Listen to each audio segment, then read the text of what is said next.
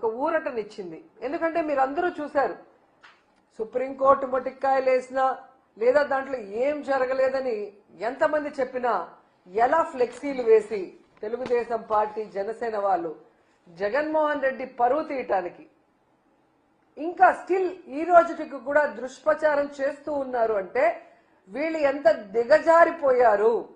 రాజకీయ లబ్ధి కోసం దేవుడి పరువును తీయటానికి, తిరుమల పవిత్రమైన లడ్డు పరువు తీయటానికి కూడా వెనుకాడకపోవటం అనేది మనం గమనించాలి.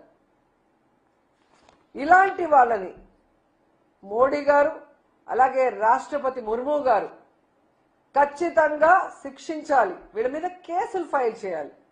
ఎందుకంటే ఈరోజు మీరు చూస్తే భగవంతుడి మీదే తప్పుడు ప్రచారం చేసే ధైర్యం చేశారు అంటే వీళ్ళు ఎంతకైనా తెగిస్తారన్న విషయాన్ని వాళ్ళు గుర్తించాలని కూడా ఈ సందర్భంగా తెలియజేసుకుంటున్నా.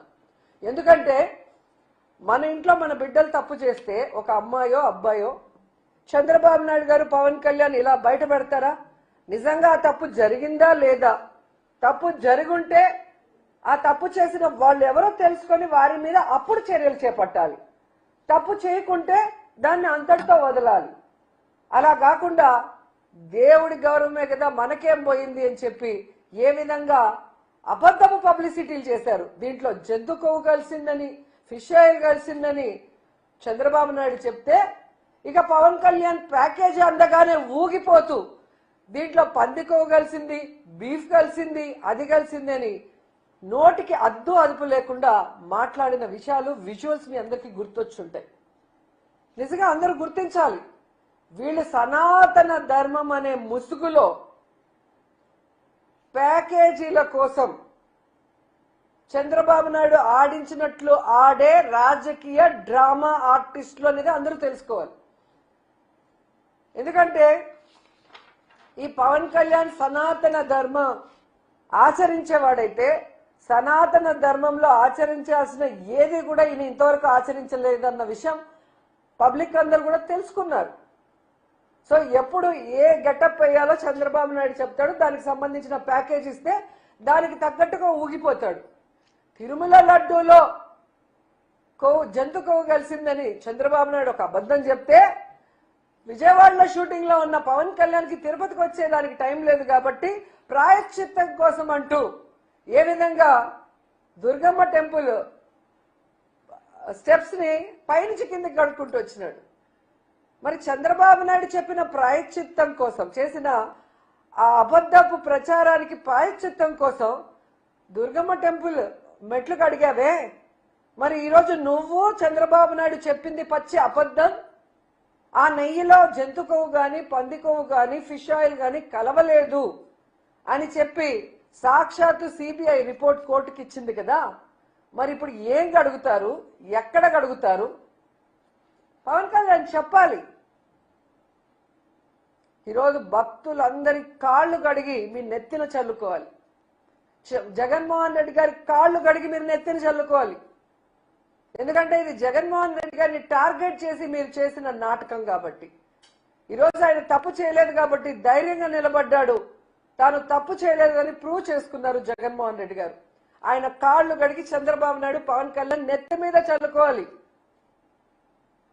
ఎందుకంటే మీ అందరికీ తెలుసు, ఆ రోజు పవన్ కళ్యాణ్ తిరుపతిలో మీటింగ్ పెట్టి అసలు ఎంత ఊగిపోయినాడు, ఎంత మాట్లాడాడు. ఆయన ఒక ఎత్తు అయితే ఆయన పక్కన ఒకడు ఉన్నాడు అదే రోజు మీటింగ్ లో. మీరు చూస్తే అరవ శ్రీధర్ వీడు ఇంకా రెచ్చిపోయి డిక్లరేషన్ గురించి నోటికి వచ్చినట్టు వాగాడు. ఈరోజు ఏమైంది? దేవుడు చాచి పెట్టి కొడితే గింగిరాలు తిరుగుతూ వచ్చి పడ్డారు. ఆడవాళ్ళ జీవితాలని నాశనం చేసే వీళ్ళు, ఆడవాళ్ళకి అబార్షన్లు చేసి వాళ్ళని రోడ్డు మీద పడేసిన వీళ్ళు సనాతన ధర్ములు, వీళ్ళు జగన్మోహన్ రెడ్డి గారి గురించి మాట్లాడే వ్యక్తులని అడుగుతున్నా.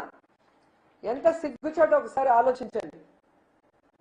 ఈరోజు నిజంగా వీళ్ళు హిందువులైతే చంద్రబాబు నాయుడు, పవన్ కళ్యాణ్ నిజంగా హిందూ ధర్మాన్ని వీళ్ళు గౌరవించే వాళ్ళైతే దేవుడిని ఏ విధంగా నోటికి వచ్చినట్టు ప్రచారం చేశారో నైతిక బాధ్యత వహించి రాజీనామా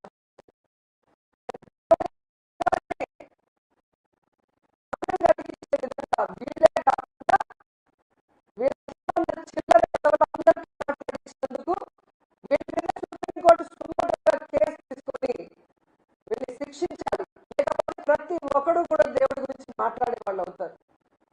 ఎందుకంటే ఆ రోజు మీరు హడావిడిని చూస్తుంటారు. ఒకడేమో మెట్లు కడుగుతాడు, ఒకడేమో వందే భారత్ ట్రైన్ లో భజన చేసుకుంటూ వస్తారు, ఒకరేమో సంప్రోక్షణ చేస్తారు, ఒకరేమో హోమాలు చేస్తారు.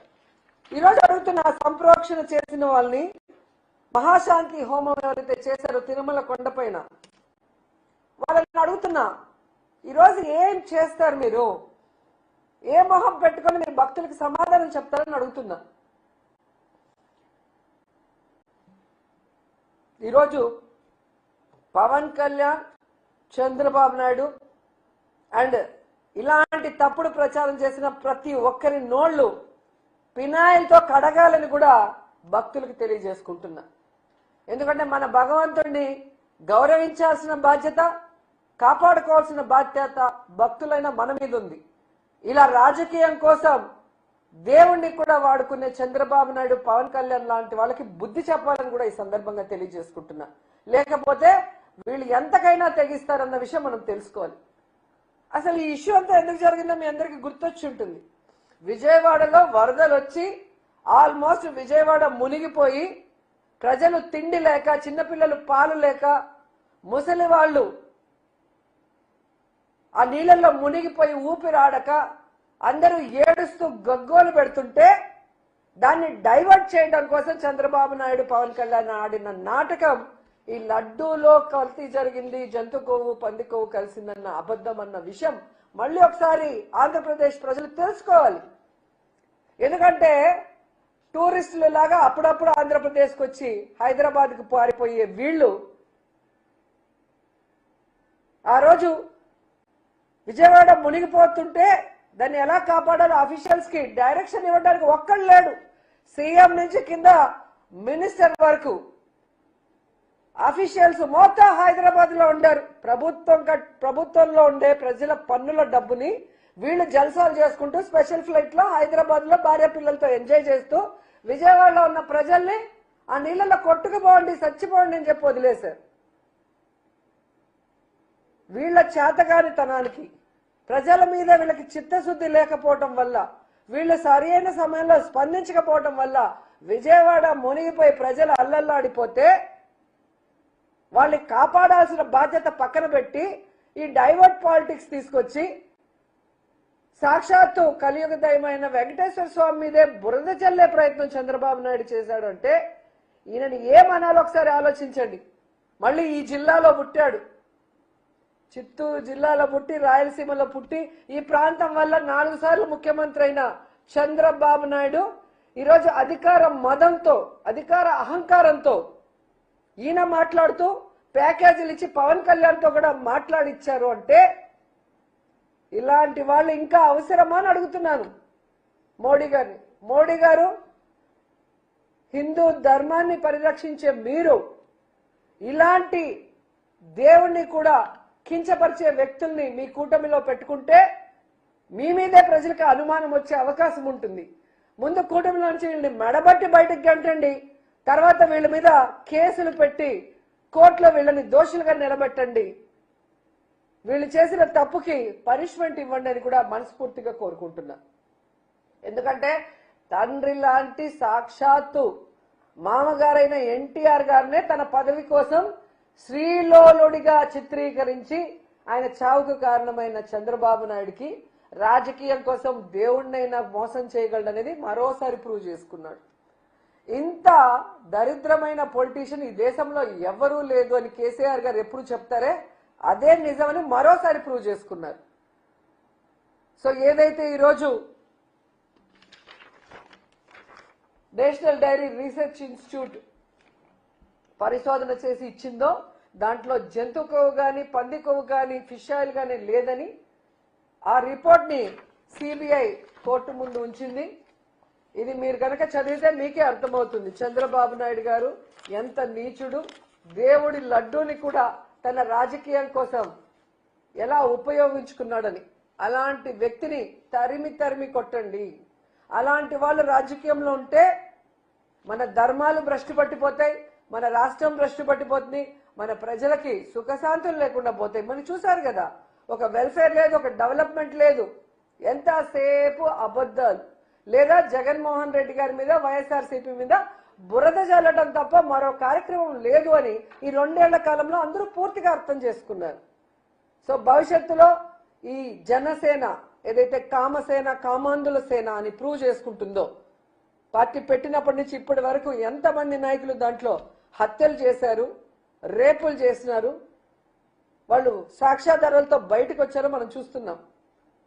అంటారు కదా, యదా రాజా తదా సేన. సో తెలుగుదేశంలో అలాగే ఉంది, జనసేనలో అలాగే ఉంది. అలాంటి పార్టీలకి భూస్థాపితం చేయండి. అలాంటి పార్టీల వల్ల ఎటువంటి ఉపయోగం లేదు. సో నిజంగా ఈరోజు దేవుడు లడ్డూలో కొవ్వు కలిసింది అని చెప్పిన వ్యక్తుల కొవ్వు కరిగిచ్చే విధంగా ఈరోజు వచ్చిన రిపోర్టు నిజంగా చాలా సంతోషంగా ఉంది. కనీసం ఏమంటారు, నిజాయితీకి, నిజమైన రిపోర్ట్కి బయటకు వచ్చే అవకాశం ఉంది. అదే నీకు ఆంధ్రప్రదేశ్లో సిట్ అయింటే, చంద్రబాబు నాయుడు సిట్ అంటే సిట్టు, స్టాండ్ అంటే స్టాండ్. నిజాలు బయటికి రాకుండా సమాధి చేస్తుంటారు. అనేక విషయాల్లో మనం చూసాం. ఎప్పుడు ఏది జరిగినా ఒక కమిటీ వేసేస్తారు, ఆ కమిటీ రిమోట్ బయట పెట్టరు, ఆ తప్పు చేసిన వాళ్ళని శిక్షించరు, వాళ్ళైతే దాచిపెట్టుకుంటారు. లేని వాళ్ళ మీద తప్పుడు రిపోర్ట్లు సృష్టించి తప్పుడు కేసులు పెట్టి రెడ్ బుక్ రాజ్యాంగం అంటూ ఎలా నడిపిస్తారో ఈ 2 సంవత్సరాల్లో మనం చూసాం. సో ఇలాంటి చంద్రబాబు నాయుడు, పవన్ కళ్యాణ్ లాంటి వ్యక్తుల్ని నేపాల్లో ఎలా అయితే తరిమి కొట్టారో అలా తరిమి కొట్టమని ఈ రాష్ట్ర ప్రజలకి, యువతకి పిలుపునిస్తున్నాం. మళ్ళీసారి వీళ్ళు తప్పు చేయకుండా చూసుకోండి. హిందుత్వ సంఘాలు కూడా ఈ అంశం పైన